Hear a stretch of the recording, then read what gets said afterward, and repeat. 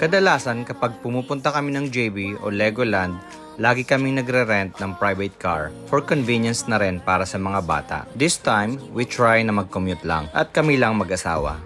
Hi guys, good morning. Today, samahan nyo kami. Pupunta kami ng KSL Mall sa may JB. Siyempre, ang una nating gagawin ay mag-withdraw ng pera na gagamitin natin sa JB. At dahil nasa east side kami ng Singapore, kailangan pa namin mag-ride from our place to Woodlands MRT, which is Red Line.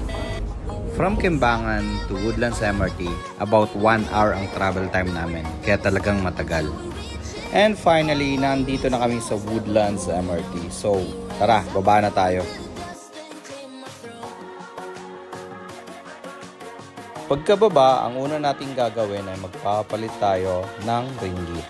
Ang Malaysian ringgit ay ang currency na ginagamit sa JB. Although you can also use